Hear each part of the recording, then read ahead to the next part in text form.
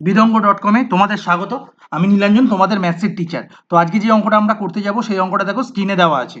x-3 জন লোক 2x + 1 দিনে যে কার্য সম্পন্ন করে এবং 2x + 1 জন লোক x + 4 দিনে যে কার্য সম্পন্ন করে, তাদের অনুপাত যদি 3:10 হয় তবে x এর মান কত? এই অঙ্কটা আমরা করতে যাব।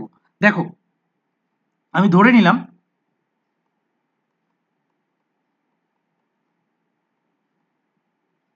যে একজন লোক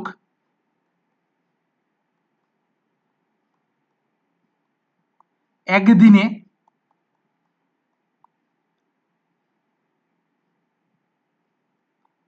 y অংশ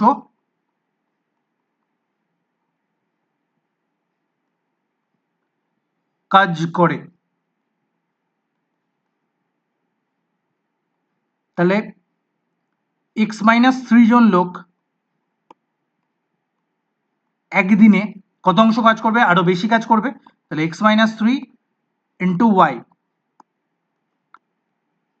2x প্লাস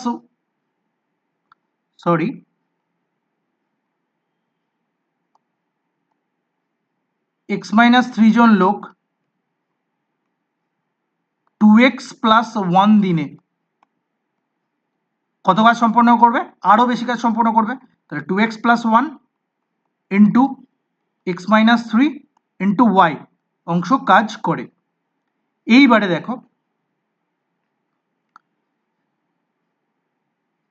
আমরা কত জানি? একজন লোক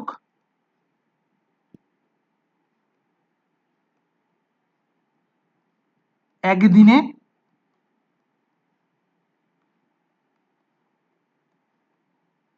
y অংশ কাজ করে।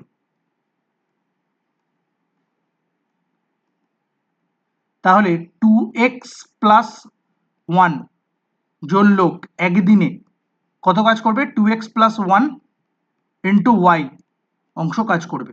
তাহলে 2x + 1 জন লোক x + 4 দিনে কত কাজ করবে? 2x + 1 জন লোক x + 4 দিনে কত কাজ করবে? 2x + 1 into x + 4 into Y অংশ কাজ করে। এবং তাদের অনুপাত কত? 3:10 হয়। তাহলে আমরা কত পাবো? 2x + 1 into x-3 into y divided by 2x + 1 into x + 4 into y. এই অনুপাতটা দেওয়া আছে কত? 3/10। তাহলে 2x + 1 2x + 1 কেটে গেল, y কেটে গেল। তাহলে পড়ে থাকলো কত? x-3 divided by x + 4 equal to 3/10। এখান থেকে 10 আর x-3 সাথে যদি ক্রস মাল্টিপ্লাই করি তাহলে 10 into x-3 equal to 3 into x + 4। তাহলে আমরা কত পাবো? 10x - 30 equal to 3x + 12।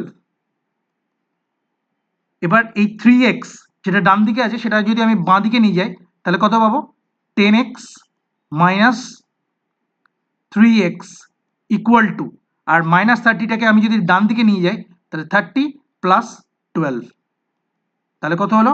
7x equal to 30 + 12 হচ্ছে 42। তাহলে 7 দিয়ে যদি 42কে কেটে দিই তাহলে হচ্ছে x হচ্ছে 6। তাহলে x ইকুয়াল টু 6। তাহলে x এর মান কত? x এর মান হচ্ছে 6। বিদঙ্গ.com-এ এই সলিউশনটি দেখার জন্য ধন্যবাদ।